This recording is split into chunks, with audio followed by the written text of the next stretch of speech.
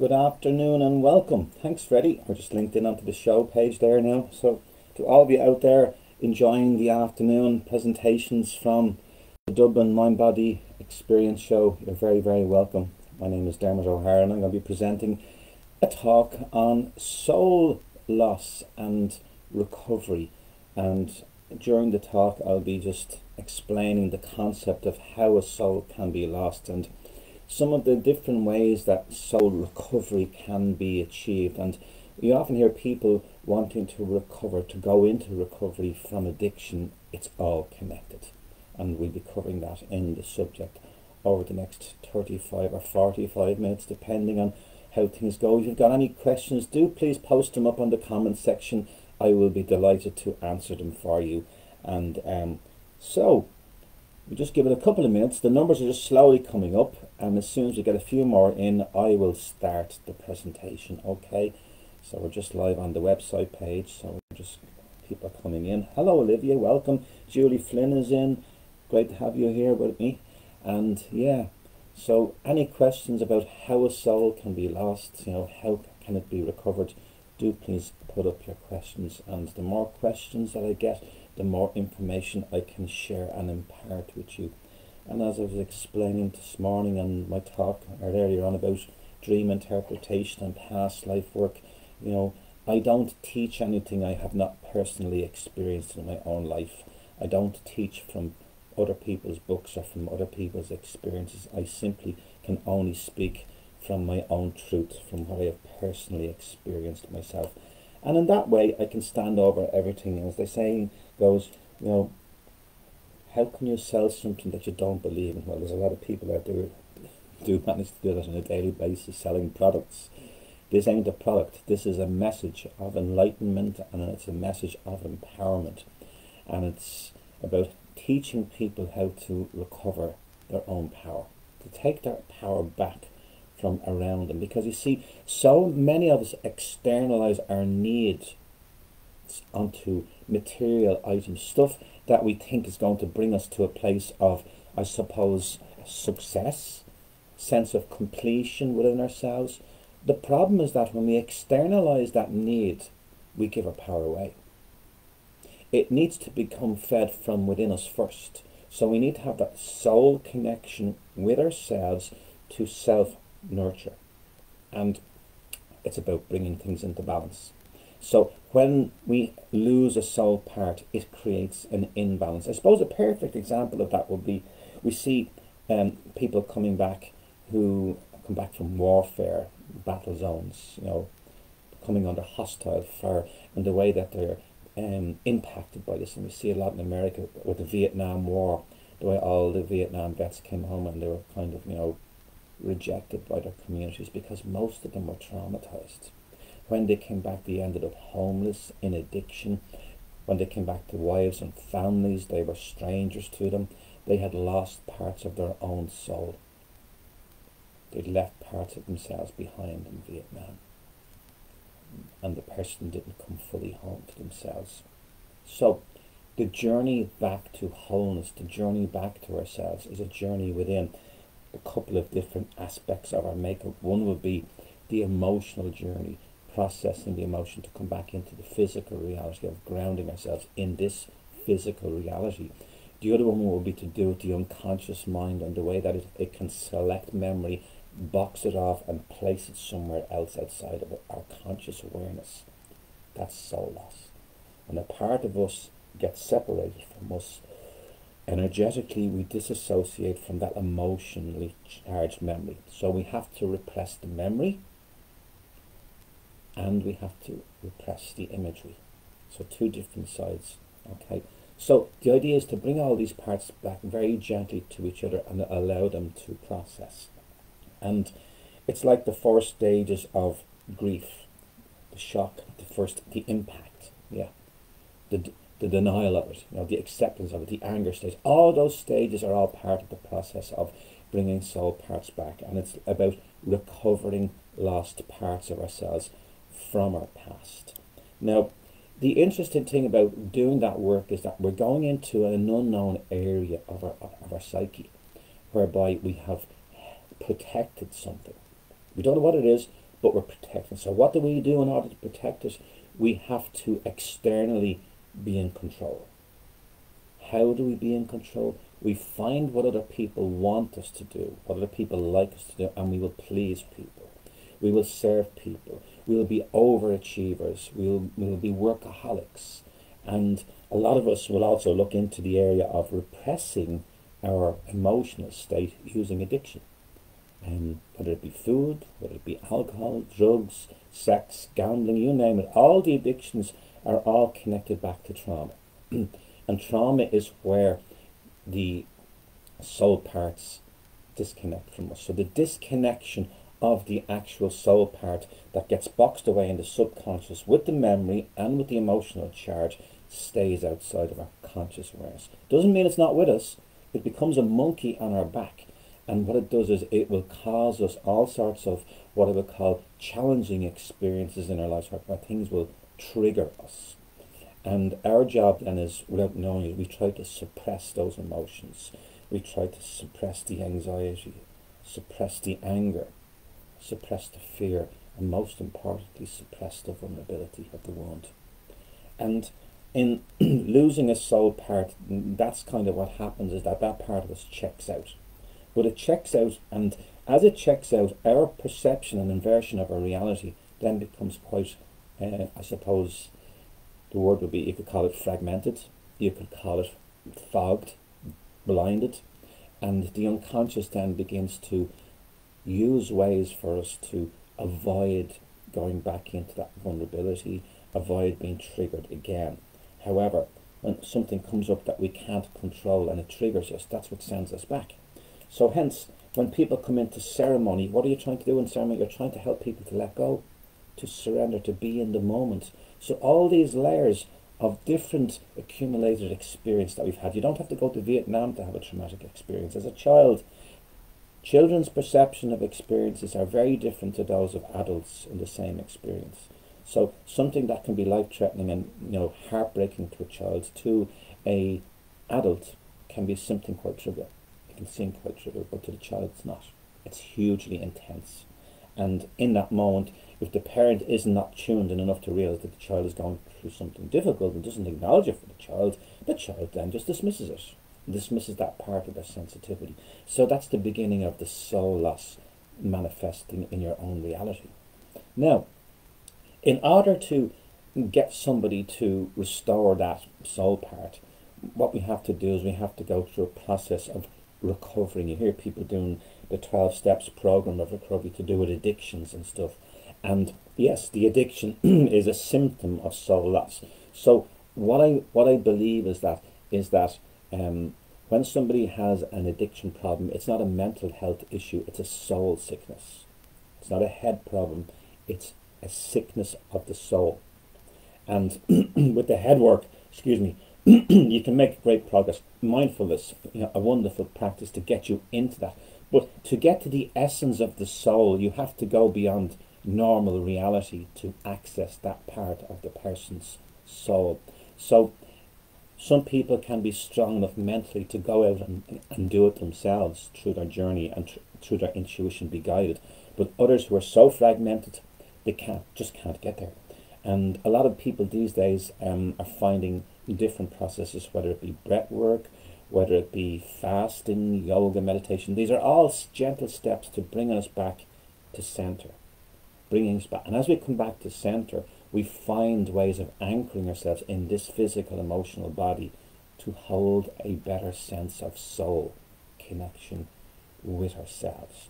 So the idea of soul recovery, it's very different for every single person that I work with, because every single person's perception of reality is different and everybody's past experiences are different. But very often you'll find that people's survival methods are similar, because we all want to be normal, to fit in, to be accepted. So there's a certain number of ways of fitting in dysfunctionally that seem to meet our needs around family and friends. But when we go out into the larger community of the world, we'll be as whole in a minute, I don't really have a handle on this, so I withdraw back into a safe group. I look for a group of codependence. People are in the same place as me and we all feel safe together. Now, you won't get growth in that because there's no challenge. So the challenges will come at you in different ways if you're not able to address the core of the soul loss experiences.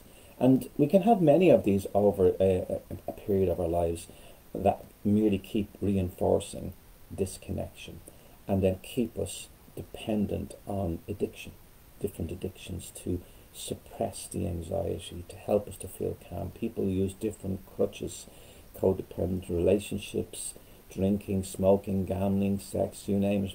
All those addictions are out there and people get absorbed into them in order to maintain a certain level of numbness about their past traumas. So if it's sitting in the subconscious, it manifests in the physical, emotional body as well, and it creates disharmony, or it can create disturbance. It can also create mental health issues as well. So as I call them, they're all about soul sickness. It's about working on a soul level with people, and that's whereby soul recovery work comes in and ceremony around that. And that's the work that I perform. I call it advanced core illumination, integration, healing. And it's about bringing people back into their bodies from a disassociated place into a real place. To be fully present here is to be at peace with yourself, mind, body and soul, and to be in balance with yourself. It's about teaching people that broken relationship that they have with themselves that needs to be healed.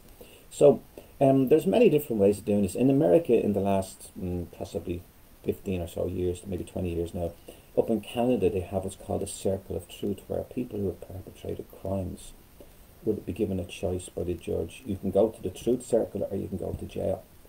And those who choose the truth circle would have to sit with the victims of their crimes and hear them out and speak in the circle. And a lot more choose to go back into jail and do the truth circle. But also as part of that, a lot of the prisons have medicine men going into them, and the same in North America as well. They're going in and they're holding sweat ceremonies, because they're finding a lot of the men in the men's prisons who are locked up there, they're either First Nations people or they're African American people, men. So the ceremonial work is going on within the men's prisons and in the women's prisons, but mostly in the men's prisons, because that's where the majority of these people end up. It's primarily, it seems to be the males who get damaged mostly and end up going out into the antisocial and the criminal behaviour. So the medicine people have been doing this work for the last 15, 20 years in the prisons, doing sweat ceremonies, doing soul recovery work for the inmates and helping them to find a spiritual path again. And it's interesting because I remember many years ago hearing a medicine man talking about ceremonial work and its impact on the community and on the village.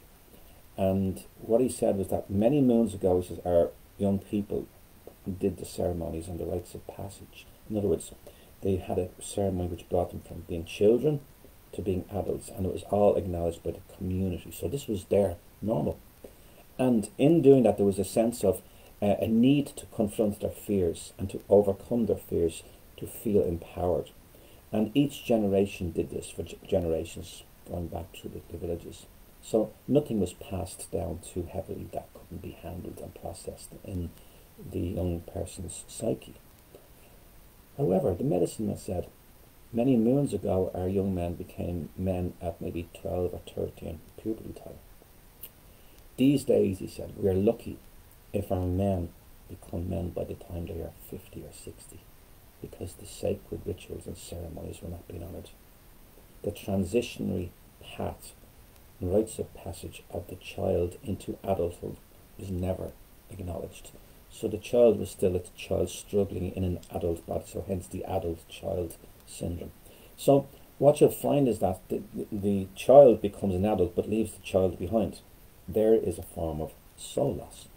So there's many different experiences that can cause soul loss. Witnessing somebody else being violently abused, being verbally abused, witnessing an accident, being in a car accident yourself, for example, and part of you can check out during the trauma, physical attack on yourself, assault, rape, all that sort of stuff, sexual abuse, it all causes soul loss. People check out and then their lives become fragmented and they become disassociated from themselves and their reality, and they don't know how to hold their boundaries and their space around other people, and more often than not revert into addiction and homelessness and what we call today mental health issues. In my book, it's soul sickness, and soul recovery work and healing works to help people to recover from that.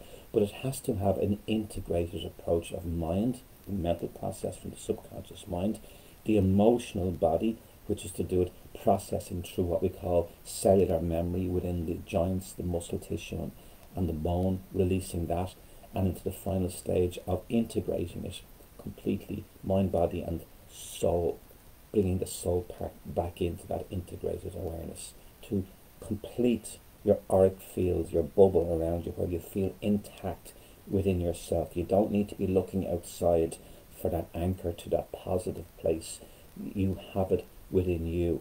It's self-sustaining, it is all-powerful, and it maintains your personal boundaries. Vitally important. When young people are initiated, their boundaries are honoured and respected, and they come into an integrated reality where they are connected to the earth, to the sky, to all of creation, to the nurture of nature, to nurture itself. They're comfortable with their vulnerability, either male or female, of expressing that and bonding with another human being on a real loving level of surrender. And that's what we all seek. But our relationships with the world outside of us and the people that we relate to and go into relationships with all mirror back to us a part of our disconnect. If those relationships don't remain in place and become disharmonious and break up, each of them is a journey of learning for us, and that can be part of the soul journey of recovering yourself. Yeah, because each time we're hurt in a relationship, it brings up so much for us, because we've taken a risk, we've opened a part of ourselves, and we've become vulnerable. And taking risks to open up to yourself is the journey of self-empowerment and self-love. And I go back again to the whole ceremony of the sweat lodge. And in my work holding the sweat lodge ceremony for people, I see it as a womb that we go into Mother Earth. And it's a womb state where we go back to the beginning again of this incarnation. And we get a second chance to work it through. Of course, there's light deprivation in a lot, so people get a lot of visions, people see stuff. And like when I was talking earlier today about dream interpretation, imagery, from journey work, from lodge work, whatever it is, it's all the same information coming in a metaphoric state. So in other words, it's not actually straightforward. It requires some interpretation, because the subconscious mind doesn't communicate in English or any other language. It communicates to us through pictures, through picture images, through imagery. And it comes to us through our right side of the brain, which is the imagination and the creative side of us, the feminine side, the female side. So hence my work is all dedicated, as this page is, to Bridget's Grove, to honouring the healing power of the goddess, and how that nurture of nature is vitally important to every one of us to heal our soul sickness. To come into this physical body as a spiritual being and to feel ourselves supported is to feel our root chakra, sacral, and solar plexus all nurtured from the knees, the hips, the ankles, the toes, and the energy that flows from Mother Earth beneath us, into us, to connect with us, to find that place inside us where we can anchor ourselves like an oak tree, to gather in the lost soul parts, and to have the mind, the clarity of mind and body to emotionally process and safely let go the past. And that's what the recovery process entails from the point of view of holding space. And my job then is to hold that space as I do for people, to help them to engage in their process. Now you must remember, as we go through soul retrieval and soul recovery, change is required. That's where the subconscious dream work and imagery comes in, because the program in here that we've used up until now has got us this far and has helped us to survive this far. And all of us might not even be fully living to our potential, but it's got us this far. So how do we convince that part of us that it's now time to change? That's a process that takes time, and it takes the sharing of information and imagery from the journeys and from the lodge and from the dreams all coming together, and eventually the penny drops and you realize, oh wow, I've been creating all of this myself based on my old belief systems from those experiences of how I was treated and when I lost my soul connection with me. And to go back and to find that part of ourselves is like going back to find a frightened child. And sometimes it's a very angry child. So how do people learn to process their anger, to process their emotions, to safely integrate that into their physical and mental bodies is all part of the work. And that's where we hold sacred space using the drumming, using chanting, breath work, the intense heat and light deprivation, the sweat ceremony, the soul retrieval work that will go on through journeys. And as a shamanic worker going out and helping people, yes, you can bring back soul parts, which I can do, but what's the point of me putting seed on concrete if the preparation work is not done on the earth? In other words, the breakthroughs and all that tough concrete is taken away, the rigidness and the control and the fear are dissolved to expose the soft, nurturing soil of Mother Earth.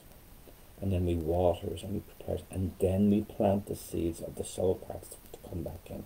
We have to create the strength within ourselves to maintain the grounding required to bring in the process of emotional and physical processing, so that we can release the old energies, release the traumas, release all the pain, and then to bring it in its place, this connected, nurtured soul part. Before we can bring it in, we have to have that big oak tree really anchored in Mother Earth, ready to support that part of you when it comes back in. Because if all the groundwork is not done and someone just, there you go, you're done and just off you go, no, it will not integrate. It cannot, because you haven't done the preparation work. You haven't prepared the soil. The seed will fall on, barren land and just die, burn up, and you'll be back to where you started and probably frustrated and even angry at that point that it didn't work. So the idea is that there's a lot of preparation work, because in the conditioning and programming that we have up here in our heads, we don't like change. The human condition resists change all the way through. We fight tooth and nail. I know I did. I looked at 3 opportunities to take my own life rather than to walk into this, to come into this awareness. So it was that difficult for me to step into this awareness. I sometimes forget how difficult it is for men to come across into this work. Hence, most of the people who work with me are women. Men are still frightened little boys, afraid to come into their own empowerment and to connect with themselves. So the journey of working into the whole awareness of the goddess for me was vitally important to my recovery as a man, connecting with my feminine side, my emotions, allowing myself to experience them, to purge the hurt, to purge the anger, and let it all come out of me. It took years. So all that time I was preparing the ground, doing the groundwork before I was able to get myself back in here to be fully present in an emotional capacity, in a physical capacity, in a mental capacity, and a spiritual capacity, all at the same time, all in the one moment. And it's a lot to get into one place at one moment. So hence, daily practice is essential to changing the programming. Every day you must sit and do some form of spiritual practice to begin to unwind the programming that wound you up in the first place. So even the days when you sit there for your 10, 15 or 20 minutes and nothing is happening and your mind is spinning and everything's going on in it, sit and observe your mind prattling on. Observe it. And just let it prattle on for those 20 minutes. And don't think that you're not getting anywhere. Because each day that you sit there and you persist mindfully with taking charge of the situation, your body will start to shift. And it's always a good idea to have somebody support you, that's someone who's experienced like myself, to anchor you and to keep checking you back in if at some stages you start to pop out a little bit and, as we say, something comes up, another little bit of distress. It's time to process it. But if it doesn't feel safe, we disassociate, we splint back off into that familiar, safe place. We run off into the fear, into the disconnect, and become normal again. And the thing is that there's no such thing as normal. The only place it exists is on the washing machine. So the idea is to get past that whole thing of needing to be accepted and received by other people. It's about accepting and loving yourself. all the power lies within us. We're never taught that. We all externalize. So self-referral back to self.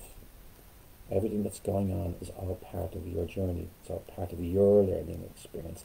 And when you become that little bit more supported and you begin to see past your fog of what I call soul sickness, the rewards are great.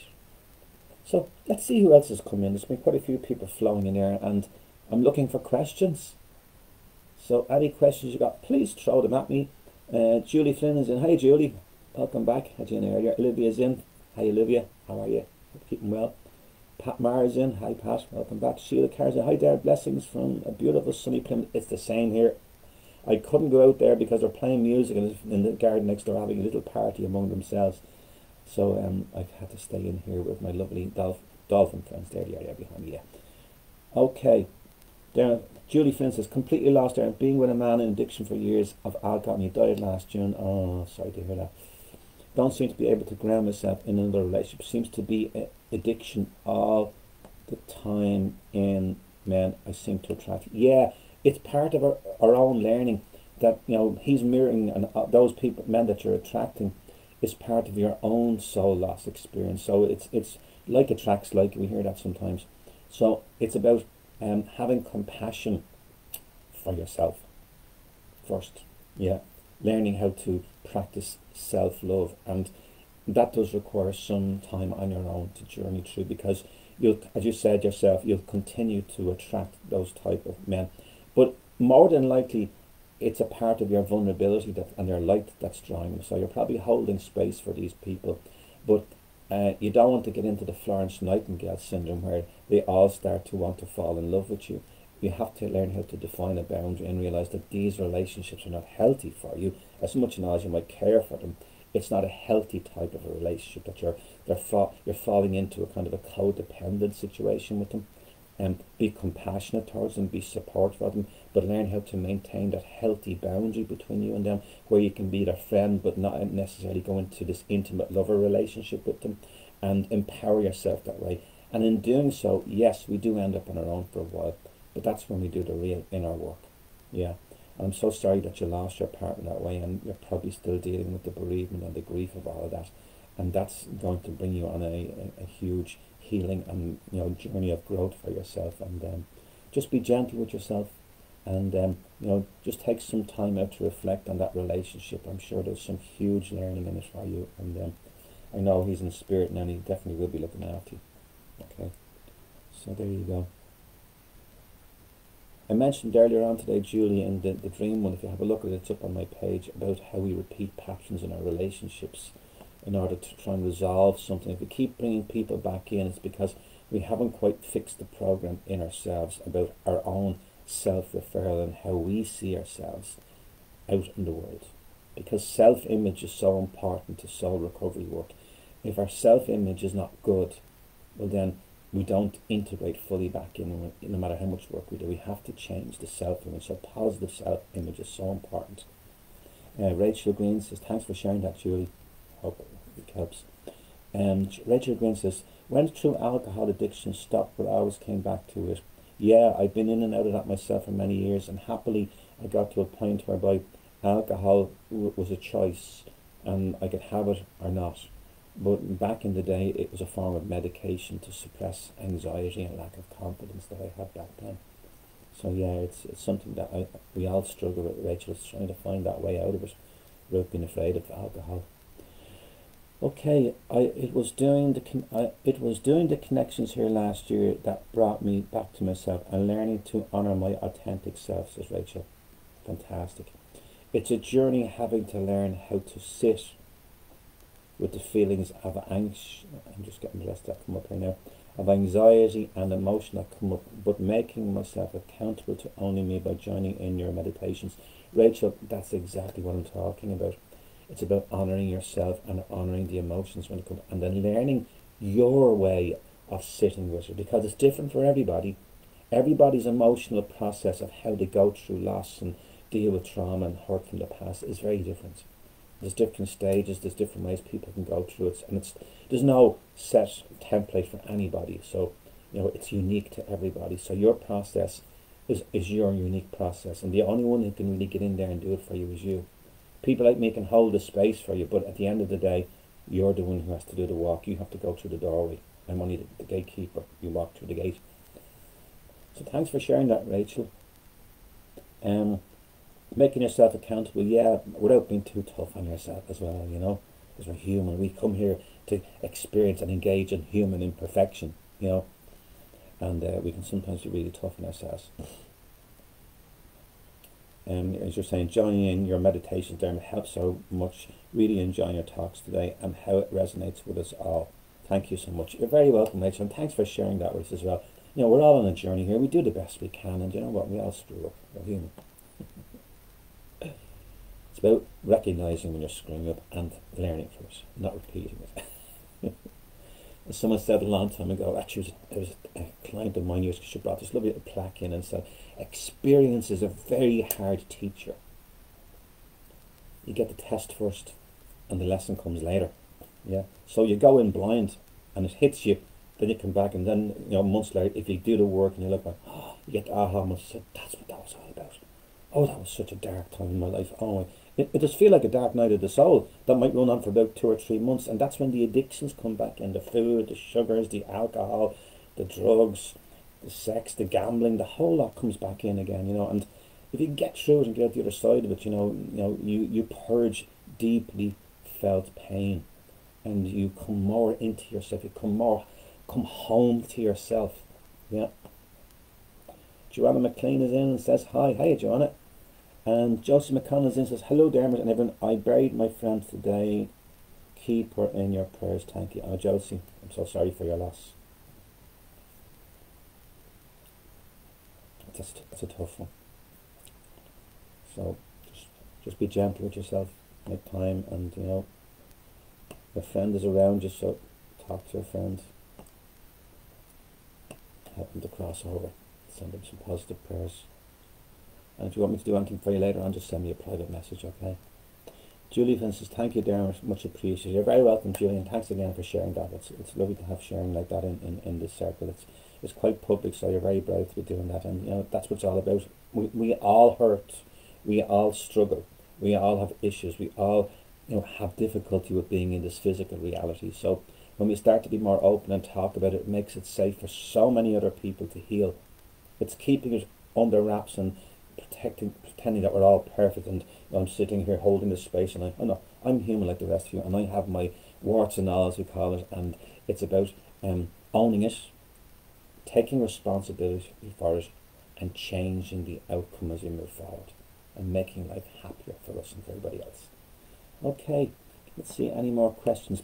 Guys, do please, guys and gals, post up the questions, anything you want to ask me about soul retrieval, anything about soul loss, about mental health issues, about addiction, anything to do with that, please do post it up, because I just about run out of words and stories to tell on this one. If I get the questions, it draws down more of a download from me, so the more questions I get, the better.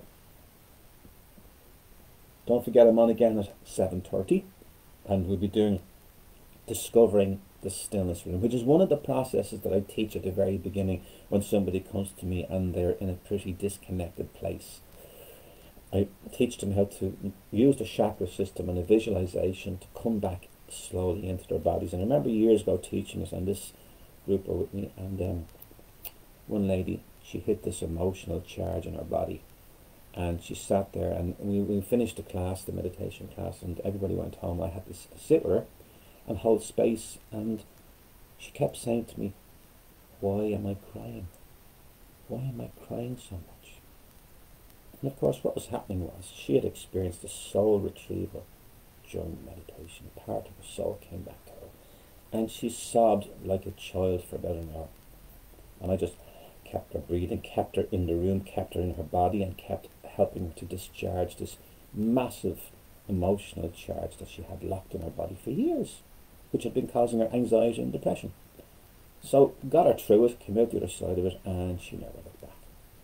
She kept coming back and going deeper and deeper into the meditations on her whole relationship with herself transformed. She found this stillness within her when she got past this emotional wound that she'd never experienced before, and she would go into deep trance meditations with us, and sometimes we couldn't even get her back. She didn't want to come back. So the idea is that helping people to recognize what's holding them back, the fear, the way that they overcompensate outside of themselves to fit in, and they compromise themselves and they hurt themselves by putting them in the wrong places with the wrong people at the wrong time. And life is so difficult, and of course it's all part of the journey of learning how to heal our lives, to heal our experiences. And we can only heal our experiences by taking responsibility when something hits us and really rocks us. That's an opportunity to go deeper within, and to learn more about ourselves. Because we're not perfect. We're not meant to be perfect here. We're meant to come into the human imperfection. We come from perfection, from divine light, into this human reality. And we struggle coming in through the conditioning and the programming and the social influences and pressures of normal society imposed upon us through education and religion and all sorts of other stuff. So to come into that place, to find a place of unconditional love that you can source from within your own heart, is you connecting with you. Because you are divine, you are a source of divinity, you are the divine light, you are the power. It all lies within you. So when we go in to discover stillness, when to restore balance of mind, body and soul, and to bring soul's parts back, there's this kind of, how would you call it, challenging journey of lessons, where we get the tests first and the aha moment lesson later. So it's about shortening the distance between the test and the lesson to the moment when they almost are in sync with each other. So as it's coming, you go, oh, here we go again, it's coming back again, an old pattern of interacting with certain energies, and you just say, not going there this time. Don't need that relationship again, don't need that exchange again, I don't need that experience again. Thank you very much, I've learned from that. And you move over it, or move around it, and you become lighter and brighter, and you illuminate in your consciousness. And isn't that what it's all about? We call it raising the vibration of consciousness upon this planet, Mother Earth, for the collective, for all of us. So the more of us do this work and raise consciousness, we're lifting the shadow not just off our island, but off our planet. So there you go. So I don't see any more messages coming in for today for this one. So what I got, oh, there's a few more. Breed Me Fogel says, wonderful talk, thank you. Breed, glad you enjoyed it, thank you. Joanna McLean says, my ex committed suicide last year, I'm finding it hard to forgive him. Oh, Joanna, yes, that can be very, very painful. It's those of us who are left behind who end up carrying the can for that type of action. And having looked at and seriously contemplated and made a couple of suicide attempts myself, I can understand exactly where the dear man would have been. And it's not an easy journey, as I said myself, transitioning across from this programmed male energy that we get predominantly programmed into healing my own disconnection with myself as a young boy, and then bringing that back in and marrying the two sides of me up, the masculine and feminine sides, and then the conscious and unconscious, and bringing it all together. It's a difficult process, So I'm so sorry for your loss, Joanna, and like with the others who've shared today, thank you for sharing that, and we'll be in our prayers. And Joanna, if I can give you any assistance with that, don't hesitate to reach out to me after today, and if you need any support with forgiveness. I understand it. When we're stuck in not having forgiveness, it's usually anger, and then under the anger there's always the deeper emotional wound, the wounding of our own soul, and that's usually stuff that goes way back before you even met our own stuff. It's so painful. So you'll be talking about healing stuff. So I've been able to help people to turn disastrously traumatic experiences in their lives into the most powerful healing experiences of their lives, and I'm sure he would want that for you as well, Joanna. So send you blessings and holding space for you. So do reach out, send me a message if you need any more support. Okay, we're about coming to a wrap, guys. It's just 5:10, and here we go again. Joanna says, having laughed at dreams of him at times, feel angry and sad at the same time. Yeah, that's it. That would be it. Anger and sadness.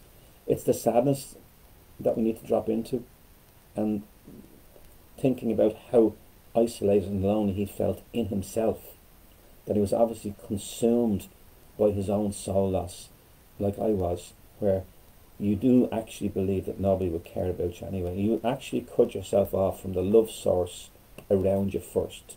Those loved ones who are closest to you, you actually separate from them first.